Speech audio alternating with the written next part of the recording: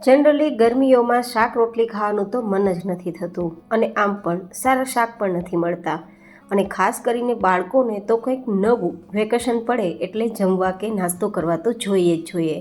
તો આજ ડિમ્પલ્સ ડિશીસમાં તમે મિનિટોમાં તૈયાર કરી શકો એવી ફટાફટ અને ખૂબ જ સ્વાદિષ્ટ આપણે નવી રીતે પાણીપુરીને ટક્કર મારે તેવી ભેળ તૈયાર કરીશું, જે દરેક વ્યક્તિઓને પસંદ આવશે અને બનાવવામાં પણ મજા આવશે. તો ચલો રેસીપી શરૂ કરીએ. તો જેમના માટે લેશું 2 ચમચી જેટલી આંબલી, જેને આપણે અડધાથી પોણા ગ્લાસ જેટલા પાણીમાં પલાળવાની છે.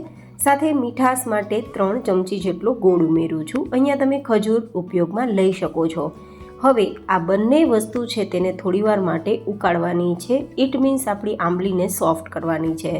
તો લો ટુ મીડિયમ ગેસની ફ્લેમ પર આપણે થોડીવાર માટે આ રીતે કૂક કરશું તો ફટાફટ આંબલી આપણી ઉકળવા લાગશે અને પરિણામે સોફ્ટ થઈ જશે. જો સમય હોય તો ઉકાળવાની જરૂર નહીં રહે. તમે રાત્રે પલાળી દેશો તો સવાર સુધીમાં સોફ્ટ થઈ જાય છે. પણ ઇન્સ્ટન્ટ ભેળ તૈયાર કરવા માટે મેં તમને આ પ્રોસેસ બતાવેલી છે. આંબલી સરસ ઉકળી ગઈ છે, સોફ્ટ થઈ ગઈ છે, તો નીચે લઈને તેને ઠંડી કરી દઈશું. ત્યાં સુધીમાં આપણે 1 નંગ જેટલી કાચી કેરીના ટુકડા તૈયાર કરી લઈશું.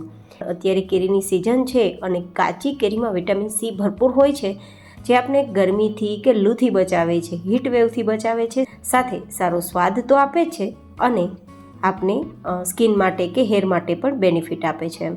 સાથે લેશું 2 થી 3 નંગ જેટલી ડુંગળી, જેને પણ નાના નાના ટુકડામાં આપણે ચોપ કરી લેશું.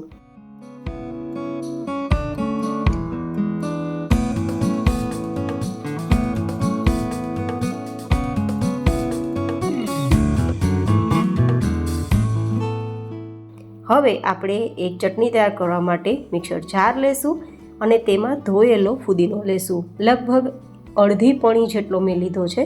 જોકે હું વધારે પ્રમાણમાં તૈયાર કરી રહી છું ચટણી, તો મેં આટલો લીધો છે. તમે માત્ર આજની આપણી આ વેરાયટી પૂરતી ચટણી તૈયાર કરવા માગો છો તો 1 થી 2 મુઠ્ઠી જેટલો જ ફુદીનો લેવાનો રહેશે. હવે 3 થી 4 ઇંચ જેટલો આદુનો ટુકડો, તમારે 1 ઇંચ જેટલો જ લેવાનો રહેશે જો આજની વેરાયટી પૂરતી ચટણી તૈયાર કરવી હોય તો. મેં લીધેલા માપથી તમારે 3 ગણું માપ ઓછું રાખવાનું છે. હવે 4 થી 5 નંગ મરચાં લેશું અને લગભગ અડધી પણી જેટલા ધાણા લેશું. આ બધી જ સામગ્રીઓની સાથે હવે માત્ર આપણે નમક ઉમેરવાનું છે, અડધી નાની ચમચી જેટલું, અને ચટણીનો કલર એકદમ લીલો આવે તેના માટે બરફના ટુકડા ઉમેરીશું. જો તમારા મિક્સરની જે ચકરી છે અથવા તો બ્લેડ છે તે થોડી નબળી હોય તો તમારે ઠંડુ પાણી ઉપયોગમાં લેવાનું છે, બરફના ટુકડા ના લેતા.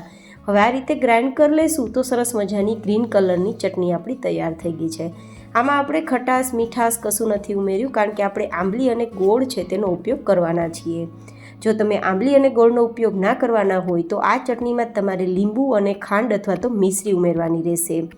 હવે આપણે અહીંયા લીધા છે લગભગ 250 ગ્રામ જેટલા બાફેલા બટેટા, જેને આપણે પહેલાં જ બાફીને રાખ્યા હતા અને અત્યારે બિલકુલ પાણી નથી. બસ આ રીતે આપણા બટેટાને આપણે મેશ કરવાના છે.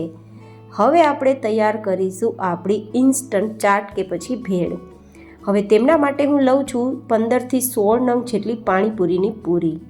હું અહીંયા 2 વ્યક્તિને થઈ શકે તેટલી ચાટ કે ભેળ તૈયાર કરવા માટે આટલી પૂરીનો ઉપયોગ કરું છું. તમે તે વ્યક્તિઓ દીઠ વધઘટ કરી શકો છો. હવે તેને આ રીતે ક્રશ કરી લઈશું. ગાઈસ, આપણે ઇન્સ્ટન્ટ ભેળ તૈયાર કરીએ છીએ તો આ રીતે પાણીપુરીની પૂરી લગભગ આજુબાજુમાં તમને મળી જાય તે રીતે હોય છે, તો મેં તે લીધી છે. તમે સેવ લઈ શકો છો, ચવાણું લઈ શકો છો, ઓપ્શન પણ મેં આપ્યા છે. હવે બીજી ઇન્સ્ટન્ટ આપણે ચણાની જગ્યાએ દાળિયાનો ઉપયોગ કરીશું. જે આ રીતે દાળિયા હોય ને તે દાળિયાની પહેલાં ફોતરી કાઢી લેવાની છે અને પછી તે દાળિયાની દાળ પણ લઈ શકો છો અને આ રીતે ફોતરા કાઢેલા દાળિયા પણ તમે લગભગ અડધા કપ જેટલા લઈ શકો છો, જે આપણે બાફેલા ચણાની જગ્યાએ લઈ શકાય. બાફેલા ચણા છે ને તેને બાફવામાં પલાળવામાં સમય લાગે છે, પણ ઇન્સ્ટન્ટ ચાટ તૈયાર કરવા માટે મેં તમને દાળિયાનો ઓપ્શન આપ્યો છે, જે મને બેસ્ટ લાગે છે. તમને કેવો લાગે છે મને કોમેન્ટમાં બતાવજો. હવે આપણે જે મેશ કરેલા બાફેલા બટેટા છે તે ઉમેરી દઈશું. ખારી સિંગ હોય ને તેને ફોતરા કાઢીને ઉપયોગમાં લેશું, અડધા કપ જેટલી. તમે જો શેકેલા મગફળીના દાણા હોય તો તેને ફોતરા કાઢીને પણ તમે ઉપયોગમાં લઈ શકો છો, જો તમારે સોલ્ટેડ પીનટ ના લેવી હોય તો. હવે આપણે લઈશું લગભગ અડધા કપ જેટલી જાડી જે હોય તે ચણાના લોટની સેવ. સાથે ઉમેરું છું અડધા કપ જેટલી ઝીણી ચણાના લોટની સેવ. મેં 2 પ્રકારની ઉમેરેલી છે, તમે 1 પ્રકારની પણ ઉમેરી શકો. હવે અહીંયા લઈશું ચોપ કરેલી ડુંગળી. જો કે અત્યારે ગરમીઓમાં ખાસ ખાવી જ જોઈએ, જે લૂથી અને હીટવેવથી બચાવે છે અને આપણી આ ચાટ કે ભેળને સ્વાદ આપે છે. સાથે આપણે નાના નાના ટુકડામાં સમારેલી કાચી કેરીના ટુકડા છે અને હવે થોડા દાડમના દાણા, જો કે હોય તો ઉમેરજો, નહીં તો ઓપ્શનલ છે, પણ લુક આપશે, સ્વાદ આપશે અને દાડમમાં પણ પાણી હોય છે જેથી આપણા શરીરને હાઇડ્રેટ રાખશે. હવે થોડા લીલા ધાણા ઉમેરી દઈશું અને આપણે તૈયાર કરેલી જે ગ્રીન ચટણી છે ને, જેને તીખી ચટણી તરીકે આપણે ઓળખીએ છીએ, તે તીખી ચટણી સ્વાદ પ્રમાણે મેં આ 3 ચમચી જેટલી ઉમેરેલી છે. સાથે આપણે જે મીઠી ચટણી આંબલી અને ગોળથી તૈયાર કરેલી છે તેને આપણે 2 ચમચી જેટલી ઉમેરીશું. મેં અહીંયા બીજું કશું કર્યું નથી, માત્ર જે આંબલી અને ગોળને ઉકાળ્યું હતું ને તેને ઠંડુ થઈ ગયા બાદ માત્ર મેશ કર્યું છે, ક્રશ કર્યું છે અને પછી આ રીતે ઉમેરેલું છે. બસ તેને સ્વાદ પ્રમાણે કે 2 ચમચી ઉમેર્યા બાદ અડધી નાની ચમચી જેટલો ચાટ મસાલા ના હોય તો સંચળ પાવડર લઈ શકો છો અને મરી પાવડર ઉમેરી શકો છો સ્વાદ પ્રમાણે.